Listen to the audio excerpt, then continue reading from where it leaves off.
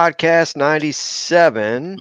Chris is seeing deer. I'm seeing deer. We have coffee. Oh boy. Chris probably has hot chocolate because he's 7 years old. I did in the thermos yesterday. There you go. I had an And all day sit, there dark you to go. dark. Yep. And Beautiful. then it is actually Sunday morning. The day we're recording, the day of the podcast gets released at 5 p.m. It is because November we're, 3rd at 8 a.m. yes, and we can't, both of our states suck and we can't hunt on Sundays. Right? So we're recording this podcast. Epic 2 days in the woods. It has been. Before we get to the good stuff, um, I just want to go on a rant real quick because it's been a while since I've been on a rant. 2 And hours. yeah, 2 hours. And I haven't told you what this is about, but I want to just get your Always uh complaining. yes, I want to get your 2 minute feedback You on want me my to rant. complain too? No, you're not going to complain. Oh, Well, you okay. might, but I I just want might. to get your 2 minute response. All right. All right, so let me try not to spill my coffee here. So Do it. I kind of I kind of got upset about it, because some people just don't understand that don't do social media and um, YouTube videos and stuff like that. When I got the old farm and I asked you to help out on it, and that's where we kind of met each other and all that. Yeah. Do you think having that farm and me driving 4 hours each way, spending the wear and tear on my truck, the gas money, the amount of money I put into the property? I mean, you drove to the farm as well, an hour each way. Did we gain any money from that? Did we Did gain you money? did you I earn never. money from that? No, I never earned any money off of it. Did I No. earn any money? Well, we we collaborated on your YouTube, and when I first met you, you had under 4,000 subscribers. Hmm. When we got off of that, when that guy sold that property, we was there 3 years. By the time we left that property, you had like 21,000 subscribers in 3 years. Hmm. So, I mean, you made some money on videos, but Yeah, you probably didn't bank a penny of it because of what you was spending on truck and gas and yeah, fertilizer and limes so you probably made zero. I know I made zero. I was in yeah. deficit. Right. Big From time. from the from the lease payment, and then I Right. mean, I heck, I mean, drove to freaking Alabama, Alabama to pick up the sad daddy the blind. sad daddy blind. So I didn't profit any money, but I guess I don't know the numbers, but I guess you could say I broke even. Just say you broke even. So I never profited any money. Now Mm, imagine that I did all that work. My YouTube was never monetized. How right. much money would I have lost Oh yeah, to for make the sure. content? Okay. For sure. This is leading into this rant. I had a guy message me, I think it was like 2 days ago, and he said, Dave, I listened to you and Chris's podcast, but I never hear you guys talk about how to kill a 200-inch deer. He says, you guys aren't killing 200-inch deer, so how can you have a podcast? All right. That was my that was his question. So my response to that, let me finish. Then Go you ahead. can go. Then you Go can ahead. go off. Oh boy. So my response to that was, I said, "Sorry to hear that you're disappointed." Well, I'm not going to read my. I'm just going to give you my take on it. Right. S- So my take on that is, first of all, this podcast isn't about killing 200-inch deer, because the 200-inch deer is a very rare, special animal that, Correct. I mean, some of them get killed every year, but those are in I areas that has 200-inch deer. I mean, Right. I'm hunting freaking public land where I just told you this morning. I went there yesterday. It was so crowded I couldn't even get in because there's a limit on how many people can sign in per day. I couldn't sign in. I couldn't even hunt it. So Yeah. yeah, I do have a farm in Pennsylvania, that I work very hard at my job to be able to pay for and travel to, and all that stuff. This podcast is about general information about how to kill, potentially kill bigger deer, and but to kill deer in general. Neither one of us get paid. The podcast, I actually lose money because I have to pay to put the podcast on the platforms through a website that distributes all the podcasts out there. It takes you time to upload it to YouTube, which your channel is not monetized, so you're not getting paid. Right. So our time is not being paid for. I have to pay out of my own hard working money to put it on the platform. It costs me a monthly fees to put this podcast out there. Um, Not once ever has this podcast ever been monetized. I could put monetization on for this audio podcast, and every time somebody would click on it, Spotify, Apple, whatever, it would play ads, and you'd have to sit there through 4 or 5 minute ads before the podcast would actually begin. Like every other podcast out there, there's not a single podcast out there that's not monetized that I Right. know of that's hunting related. It's all monetized because w- it's 50-50. Some people are doing it full time, so they need the money. I get Yeah. it. It's your full time job. You got to monetize it to get the ads. The other 50% is just because people want to make extra money. It's Yeah. Just a supplemental income, or just greed or whatever. Yeah. whatever it is. Um, which I understand that as well. You got it. People want to get paid for their time. But our information on this podcast is 100% free. Yeah. There's not. I'm not saying it's going to be like that forever unless we don't get a new president and the inflation takes even higher, then we might have to start putting ads out there. Mhm. But I have no intention on doing that.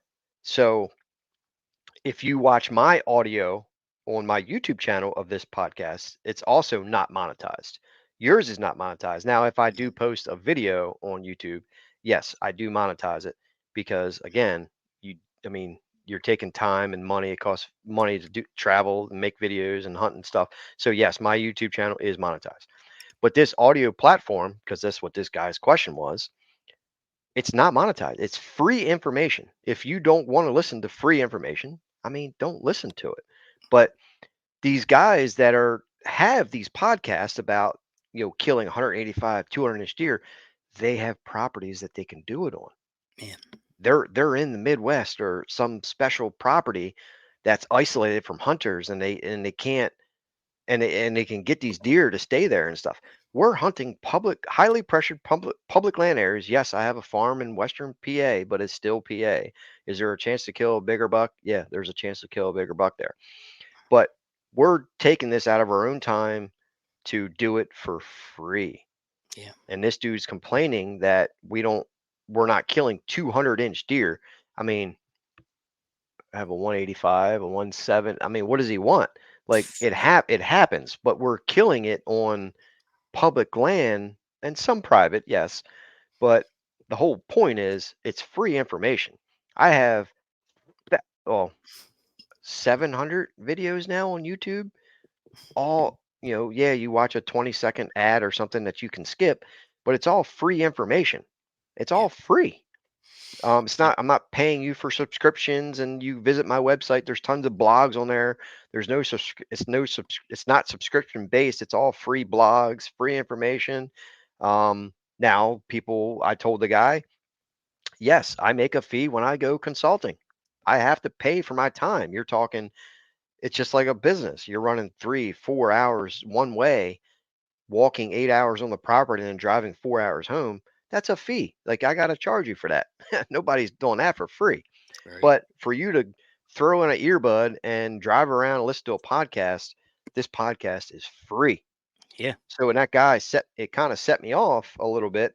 Um, so anybody that's listening, yeah, we appreciate your listen. If you don't want to listen because we're not killing 200-inch deer, I mean, just don't click on the video. Yeah. So I mean, my rant's over. What? Then Okay. we'll get into some rut stuff. But what's your opinion on that? So first of all, Evan, my time has been given free. Yeah. I mean, we just got up on a Sunday morning. Mhm. I had an all-day sit yesterday Yeah. from dark to dark. I did Had a too, pretty much. magnificent day, and we're going to talk about that in a minute. Mhm. But this is a type of stuff we are average guys talking about average public hunting. Okay. We're shooting decent deer for where we're at. We're trying to help other people or educate people that maybe want to shoot better deer. We're not saying we're experts. We've shot nice deer, each of us. I mean, there's a good one there right above my head. I mean, that's type of caliber of stuff we're after. But we're in Pennsylvania, where the average deer killed is 2.5 to 3.5 years old, max. It is uncommon to shoot a bigger, older deer unless you're on private land with hundreds of acres and someone's doing a management program for them. Real quick. In Maryland, there's big deer in all states, but There is. in Maryland, you could kill regularly 170, 80-inch deer on the eastern shore of Maryland. But Mhm. you have to sell a left testicle to frickin' pay for to hunt Right. down there. You're talking 10, 15, 20, $30,000 for a lease. That's kind of the way I was headed here. We're doing everything totally free. We're not, I mean, you're paying for your lease, but I mean, we're not paying a high fence, or we don't have someone calling us up. Hey, Dave, Chris, we got this 180 down here. Why Right. don't you come hunt it and put it on YouTube? We'll make some Right. money. We're not getting phone calls like that. You know, I'm scouting after I work a 10-hour shift of Mhm. welding all day. Mhm. I'm going out and doing my homework and Yep. putting out trail cameras and stuff, mock scrapes all summer long, taking intel, finding what's out there, setting up on the correct travel routes, mock scrapes and things. And I'm working hard at it. I know Dave's doing the same thing with all his cameras. He works a rigorous job as well. He works as many hours, if probably more than me, because he's sometimes on call, out here putting out fires at his job. you know, we're doing this stuff after we go to work, guys. And our time, it should be worth something to you folks with the information that we're giving. And it's free, as Dave said. Secondly, the key to killing a 200-inch buck, here it is, guys. Here's a secret. You have to have one first. You Mhm. can't kill it if it ain't there. Yep. Where I'm hunting, and we're going to get to this, an average buck, like I said, 2.5 to 3.5 year old. I'm lucky to see a buck like this one over my shoulder, that scored 140.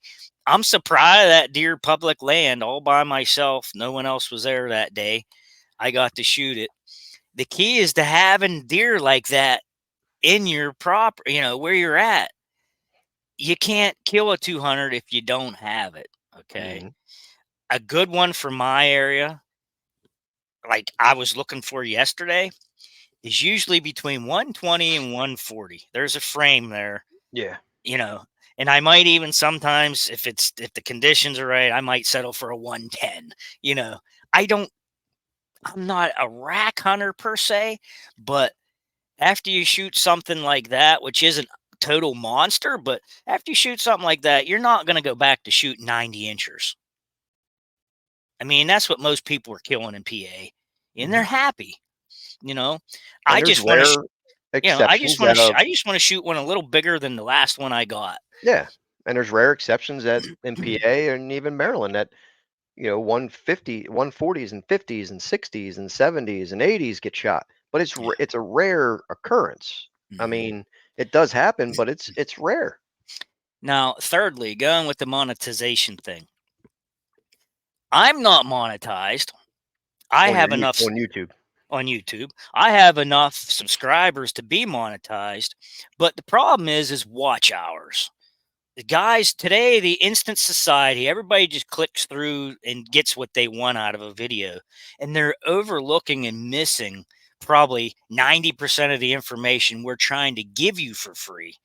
They just going through and hitting highlights, or they watch the first 3 minutes and be like, "Yeah, I don't want to watch this." But Mhm. we always start out with some current events and informational things, and sometimes it's about us, just like today with a rant. We start out like this, and then we get to the good stuff later. But people are clicking through all this crap probably, and I think that's a problem with my videos. People just click through and get to the end and see what I killed, you know, and that's the main reason I'm not monetized is Mhm. people don't watch a video the whole way through anymore and support you like they subscribe when I subscribe to a channel, I'm watching their videos. That's someone I want to watch. They have information I want to see. I support them by watching the video from the first second to the last second. Well, it's an instant gratification society. It is, but that's not supporting that channel, that friendship or whatever you've made. Uh, you know, I watch the video the whole way through, and then I'll make a comment. Even if it's nice job or whatever. That's just supporting the channel. We don't have that anymore. The instant gratification, they click through it, see what they want, and go on to the next one. And I don't even know some of the people that are subscribed to my channel because they never ever comment or anything. They just want to see what Chris has killed this season. Mhm. And there's no camaraderie in that. I really enjoy when people interact, leave comments, watch the video the whole way through, and then they'll personal message me and ask questions. And like I said, we're not experts, but I'm in my 50s. Dave's in his 40s now. I've hunted a long time. I have a lot of information I could give you. I'm not that good on screen, I'll admit it. I'm not a video guy, but informational wise, you can call me or comment or personal message me. I will talk your freaking leg off and give you the information you want or need, or I'll find it for you. I'm a wealth of information that is untapped. I've been hunting 40 some years, You're like old. I said, well, yeah, I am, but like I said, I'm not an expert, but I've killed dozens and dozens of bucks. Okay. And I'm proud of it. I've had good success over the years. The Lord's blessed. I'm happy. If I never shoot a 200, oh well. If I waited for a 200, I would probably have quitted by now because Well, we just don't have them here. well, the thing is, not whatever percentage the hunters are that think this way, but they are easily discouraged or influenced by pictures they see on social media. So if they see Oh, for somebody shoot sure. a 160, they get depressed. Oh, there's Yeah. no big deer here, blah blah. Okay, well, where did that 160 get killed? It was probably somewhere. Either the guy just got lucky on some random public land because they are there, or is he out west in one of the big buck states? Yeah. There's so many variances. Like if somebody shoots a 200-inch deer, I mean, it's like, oh wow, look at this deer, man. Like that's a big deer. I don't get depressed No. because there's not, I mean, is there a 200-inch deer in Maryland, Eastern Shore roaming around? I promise you there is because I saw one close to it earlier this summer when I sent it to you. Yeah. It was big And that was back in like for sure. mid-June. Yeah. I never saw it after that, but I mean, that was a big deer. Yeah. So they are there. They're everywhere. But Yeah. the chances of killing one is slim to none. They don't get that big by being dumb. No. So, but enough of that. I mean, I just wanted to bring that up because that guy really kind of Yeah. I mean, I don't take it personally. I mean, irritated me with it. I, So, I- I'm not going to take it personal, but I mean, there is I don't know. There's that persona. Everybody watches these big buck YouTube channels, mhm, and like you said, they're easily swayed and influenced, and we're not trying to be them, no. obviously, or we would have a lease in a big buck state. You know, Mhm.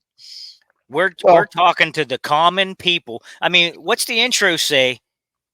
The intro for this channel or for this podcast, the guy I don't. talks about, and it's we're talking informational about deer and turkeys and things to the average hunters. I think I can't remember exactly what it Yeah, I how can't remember. word for word, but we're Yeah. talking to the average person. And you're in Maryland, I'm in PA. Yes, there's big deer there, but the odds of killing one is nil. So we're It's talking to the possible. average people. It is possible. We're talking to the average folks and just trying to educate. Maybe, I mean, I, I get a lot of questions. I mean, there are people out there that don't kill deer on a regular basis and they just want to Well, know how to do it better. that's the thing. Like, I mean, you kill a buck pretty much every year. Um, I didn't kill one last year just because I didn't really see anything I wanted to kill. I mean, I See, I'm could in have. I'm in that boat right now. It's like Yeah. I passed up so many bucks now. I'm like, wow, is this ever going to happen? So this might be the end of my streak here. I don't know. Well, I'm the kind of the having doubts, but the season's not over. yeah, but the fact is, you don't need to kill a buck. No, You don't need to kill one. So no. if you don't kill one this year, who cares? Like it's I no already big deal. I already put a Kill doe in the freezer. I got something to eat. that's my point. You don't need to kill a buck. No. So and just think if you don't kill it, somebody else might not kill it. So when you go back into that spot next year, he might Yeah. be bigger. Yeah. So that's what I've been trying to sway on you a little bit is you don't need to kill a buck. Nope. So if you don't need to kill a 100-inch deer, I mean, you just said the buck in that picture there, like Yeah. you want to try to up it each year. Yeah, if I So I could. mean, if you need, I know you guys eat the meat and all that. So I Yeah. mean, kill it. You got more doe tags. I do have one more doe tag or two. I have two doe tags, one for the area I live in and one south of me. So, So the farm, Western PA, me and TJ got our license. We each, well, no, he didn't get a doe tag, but I have a doe tag. So I told myself I'm not hunting it this year at all until rifle season. So it's untouched. There's the food plots are growing, they're feeding, there's nobody there hunting. Um, I got all my cameras and spots looking for trespass. I haven't seen nobody. So when me and him go down there that Saturday after Thanksgiving for 2 days, yeah, I think it's going to be, I think we should it's do good. on. It's It's on. on. But I want to jump into some rut stuff. But Ooh, yeah. this podcast might go longer than 30 minutes because I got some other stuff too. That's okay. Yeah, I got some other stuff Watch too. it through, everybody. Yeah, so Don't I click made through it. the other day I was thinking, I was sitting in a tree and I was thinking um, about myths about the rut. Okay. That like not really, I don't know what you would call them, not really myths, but misconceptions or I don't know. But the point is that the whitetail rut happens every year at the same time of year. It's roughly Mm. it all happens within a week, here or there, give or take a few days or something. Yep. But it generally happens like the peak rut. Yeah, there's a second rut and stuff like that. I'm talking about the primary rut that happens basically from Halloween until maybe the second, third week of November.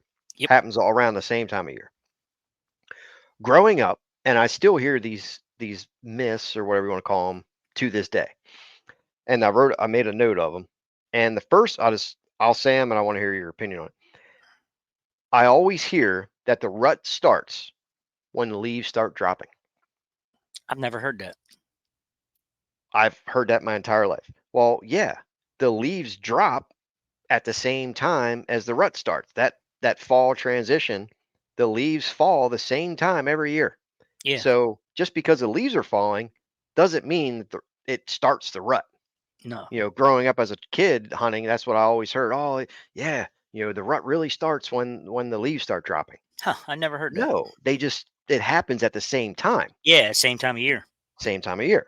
Yep. The next thing is if there's warm temperatures, there's no rut. If Oh, that no. if that was the case, if it because it seems the past whatever 10 years, it's always hot during the first week of November. Hmm. If the rut never happened because of hot temperatures, how are We would fawns never have born? a rut. Well, how would you have fawns born? Right. There would be no breeding if there's no rut. It's How, supposed to be 77 here Tuesday. right. So that is a huge misconception. Yeah, They may do it at nighttime when it's cooler, for sure. or early mornings or something like Yep. that, but Yep. they're still moving. They are still seeking for a hot estrus doe, Yep. but it still happens. Oh yeah. The next thing I've always heard growing up as a kid was frost starts the rut. Oh wow. I've always heard that. Huh. Oh, that you got to have the frost and it pushes that doe into estrus. No, it just so happens that the time the average first frost is when the rut starts. It's the same as the leaves falling. The leaves fall the same time every year. Yeah. Roughly, the frost date's roughly the same. So you have that rut starting, and then the leaves are dropping, and you get a potential frost all in that same time frame. This is what I heard my whole life growing. Oh, Huh. you need a frost to start the rut. No, it starts. The rut starts every year the same time. Yeah. And that was the same thing where the last thing was, oh, we need those temperature drops. It pushes the does into estrus. No. No, the does go into estrus around the same time every year, and then yeah, they will come back in 28 days later. If Right. they weren't bred or whatever. Just like a So woman. just like a woman. So I've heard these things constantly, growing Mhm. up, and I brought this up because I see it on social media. The guys are saying, "Oh, it's too warm. There's no rut," or "We need the leaves to fall." And it's funny, these guys that do these rut reports, I Mhm. think it's hilarious because what are they reporting? The rut starts the same time every year, so how it's non-predictable. You I don't can't know. predict something that happens the same time every year. How can you predict that? So, um, what was I getting at? These same guys earlier in the year, because we had those cool temperatures earlier in the year, they were saying, "Oh, the leaves are going to fall earlier this year, so that we're going to have an early rut."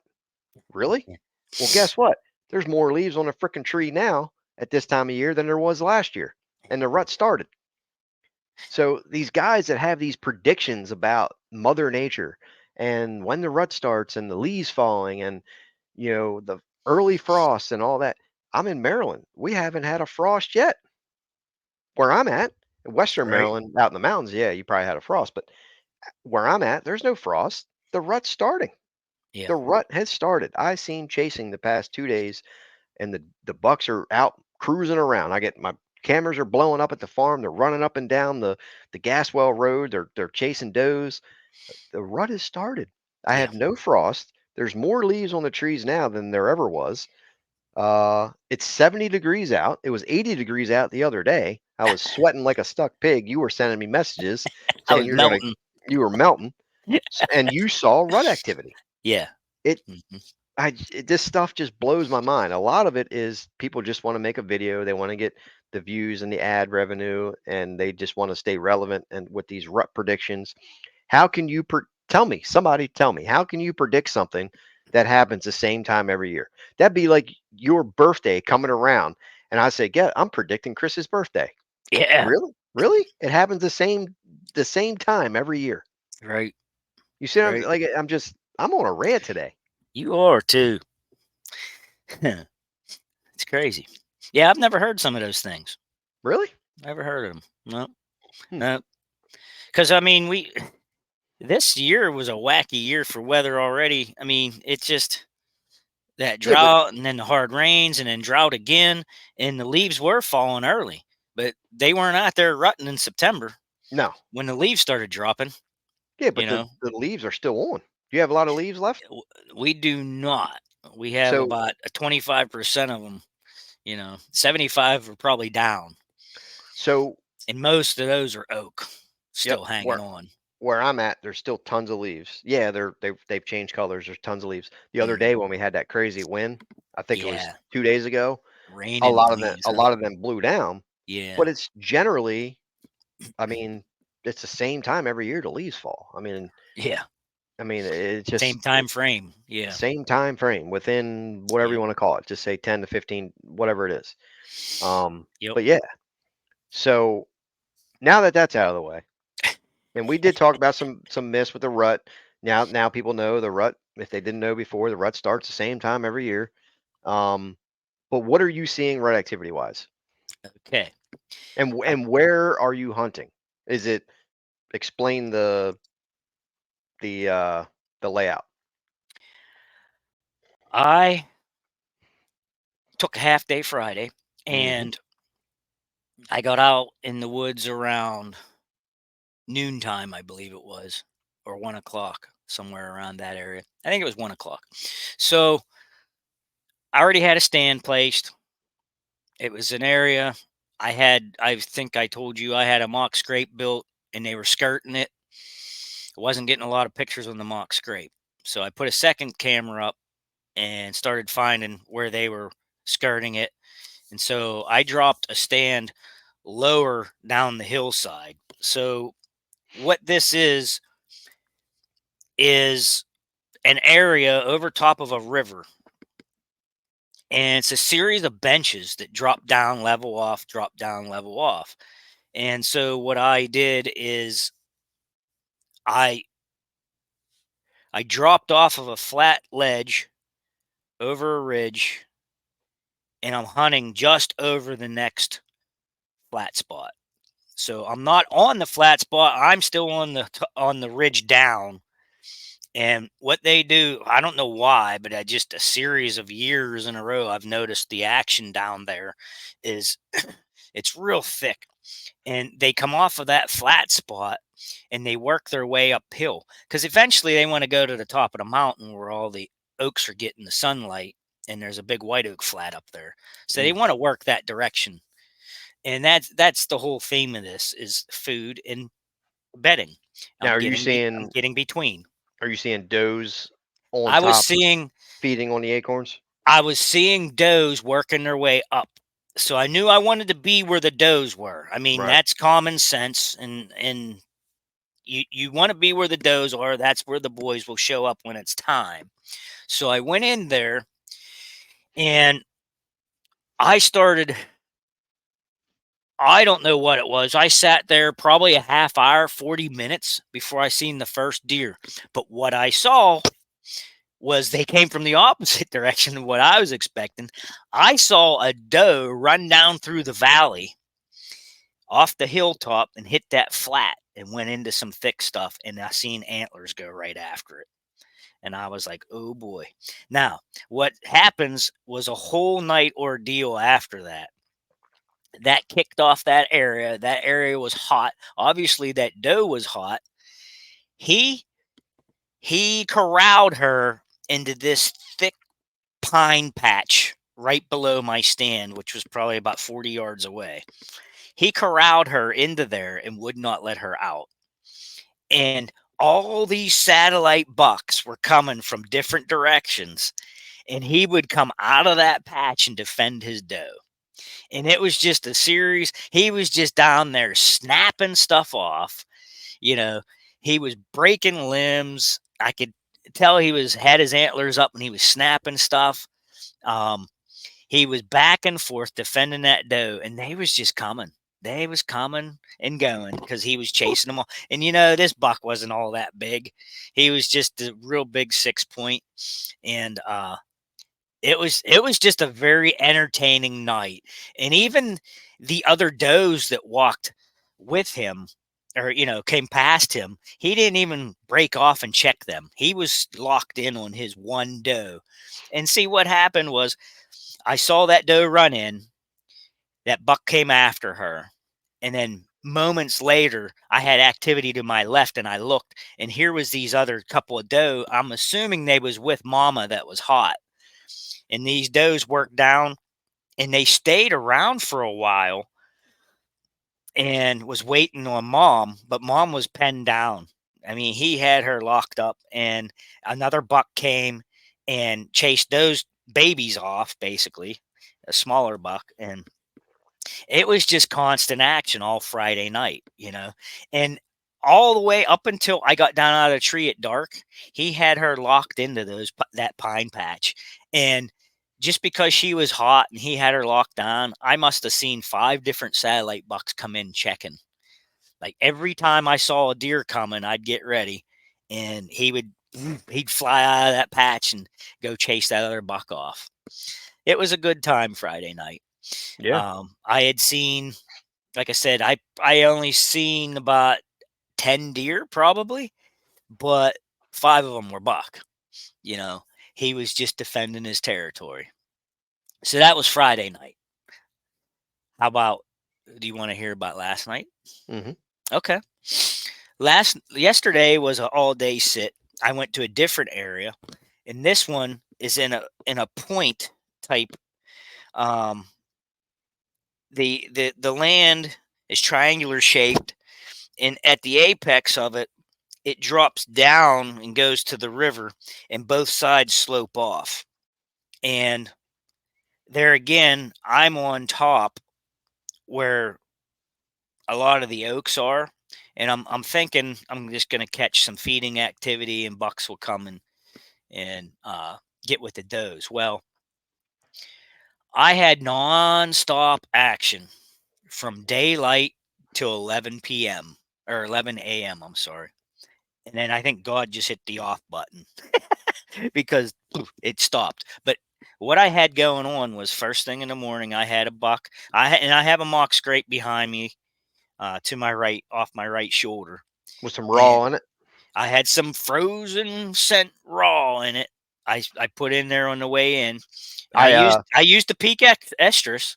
I did yesterday. I didn't spray it. I dumped it. Yep, when the wind was blowing out, I had a buck coming toward me. It was a small 8 pointer, and Yeah, I had the spray on it. the I went Mister. pss, pss, pss, pss, pss, and it drifted away out. And as soon as he got in line with that thing, he locked up, looked over at me, and he turned left. Yeah, left and walked right out in front of me about 20 yards. Nice. It was the coolest thing ever. I actually did not get any reaction from my urine, and I even did a drag on the way in, which I never try, but I did Hmm. it. I did it anyhow. Um, I didn't have any reaction to urine yesterday. They was just locked in on chasing doe. Hmm. It was Well, that time. it doesn't work all the time. I mean, No, I just didn't have a reaction yesterday because I had multiple deer walk through my scrape and didn't even stop for it. You hmm. know, but yeah, first thing in the morning, one came right behind me, and it was a small buck, and he went down behind my stand and went down over the hillside, and within 5 minutes roosted up a doe, and rousted up a doe, I should say, and she come up over the hill right at me, walked right by me. He chased her around a little while, but I saw over, I don't want to say over, I seen like a dozen different bucks yesterday.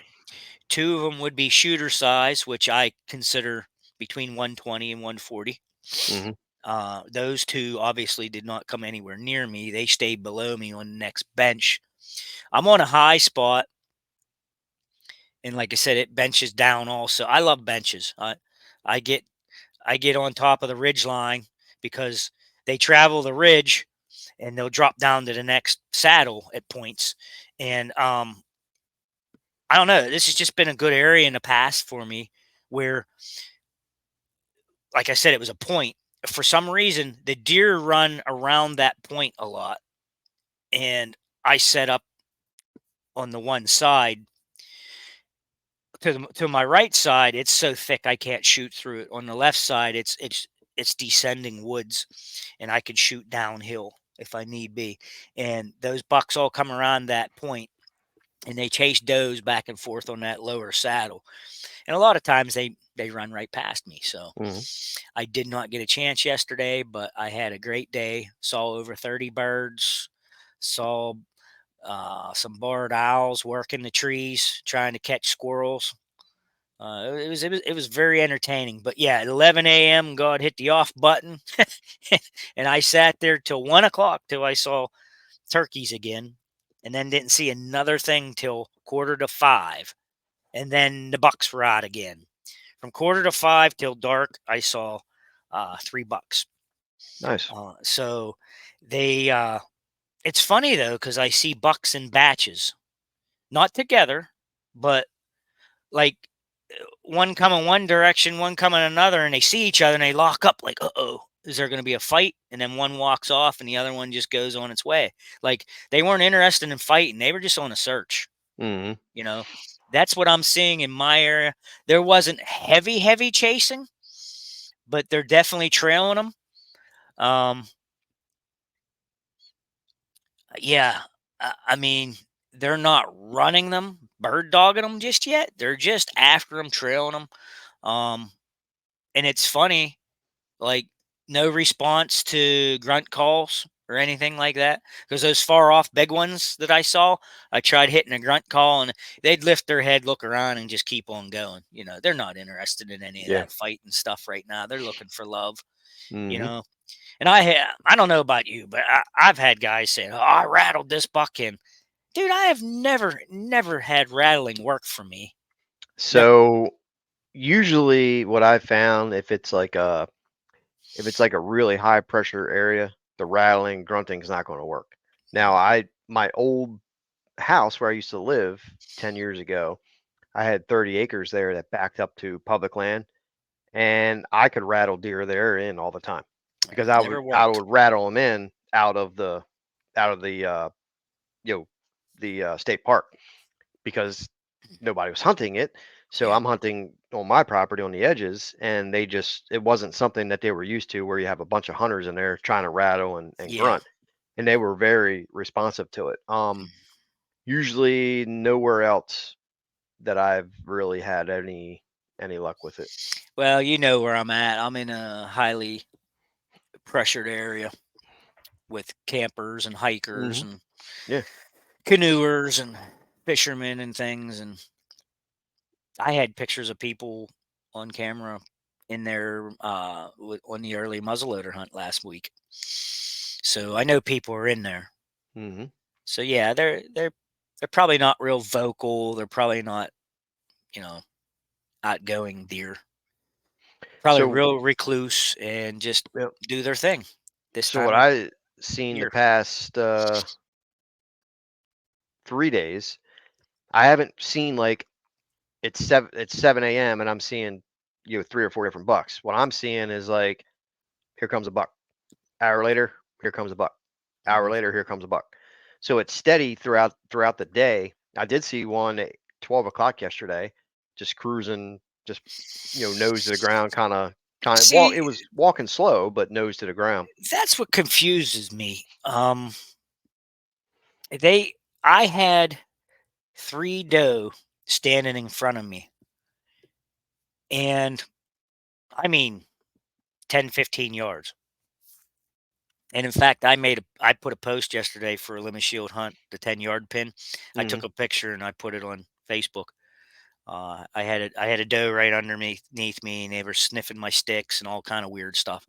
But they were there when one of those big boys came in, and he came around that ridge, that point, and topographically, I was higher, and he came around there, was walking the flat of that saddle, stiff legged. He was just marching, smelling everything out, and those doe were right underneath my stand, and all he did is looked at them. That's it. That's all he did is looked. Now, maybe the wind was dropping to him and he could smell they weren't estrus does. That's what I'm guessing. That's what I'm guessing too. But I thought maybe he might come up there and check them himself, and he did not. So maybe the scent was dropping to him and he couldn't, he was scent checking them from below. Hmm. So maybe he knew not to even mess with them and he went on his way. And I was standing, I was like, oh man, I thought he was going to come up and check them out at least, and that I would have had a shot because they were standing right underneath me. Hmm. So I was there was a tense time there where I was all excited, my heart was beating. But I'll tell you, it was an epic 2 days in the woods. I was very excited. I Well, saw, like I said, between the 2 days, I saw over over 15 buck at least. No problem anything can happen for during the sure. rut. Because I remember, I guess it was probably 10, 12 years ago or so. I had 2 weeks off and I was hunting the first 2 weeks in November, and I literally hunted every day. I mean, just no luck. I mean, sporadic deer here and there, but very, very slim. And it was the last afternoon of the hunt. I walked out. It was 80 some degrees, and I got to my stand. I climbed the stand, and I have a pull rope, pull my bow up. I'm pulling my bow up, and I hear leaves chatter. I look over to my left. Here comes this doe, right, running right toward me. And I look behind it. Here comes this buck. It's on my wall right over to my left here. And he's chasing this doe. I'm like, holy crap! So I pull my bow up real quick, and I still had the clip to my cam of the bow. When I Yeah. when I was I never even took it off. Mm, I was just like, screw it. Hurry up, pull my bow up, and he's chasing her out in front of my stand. And I'm just pulling, pulling, pulling. I finally get my bow. I get my release out of my pocket, and I'm standing there, right? And I'm going like this, and I'm trying to wait. Next thing you know, I just grunted to him. I was like, man, and I just pulled my bow, bam, shot him, ran across the other field. I don't know, 50, 60 yards, piled up. But that's how quick that it yeah. can happen. So people get depressed. I mean, it is depressing, especially if you're hunting for 2 weeks and you're not seeing nothing. But anything can happen Yeah. at any moment. I wasn't in the stand for 10 seconds, Yeah. and It's and I'm tagged out. ridiculous. So and It's ridiculous how fast stuff happens. yeah, this time of year, I mean, any time really, but especially during a rut. I mean, if you're depressed, just I know it's tough, but stick it out. I mean, That's something's going to happen. that's the story. That's the story behind that bear in reverse. Hmm. Just the opposite. I was done for the night. I gave up, was letting the bow down, and I saw this bear coming. I had to pull the bow back up, Hmm. take the string off of the cam, and stand there and wait for a shot. Nope. Exactly, in the opposite. Hmm. But yeah, anything can happen. Yeah, if you hunted long enough, you'll experience similar things. I can't tell you how many times I lowered my bow, pulled it back up. Just you'll always have some kind of crazy story that Yeah. you'll never forget. Okay. I guess that's episode 97. Watch 47 it. minutes long. Watch it through. Get us the watch time. Right. Comment below about any myths that you know of. What else? And what they're seeing. Yeah, Give let us us your know. rut report. Yeah, give us your rut report that happens what you every year. what's everybody seeing? Right. So I guess that's it. Yeah, we'll see you on podcast 98. What are we gonna do for 100? I have an idea. We're gonna eat cake on film We're going to eat chocolate chip cookies. in front of everybody. Chocolate Celebrate. chip. Chocolate chip and hot chocolate. All All right, right, guys. guys. Good luck. We'll see you on the next one.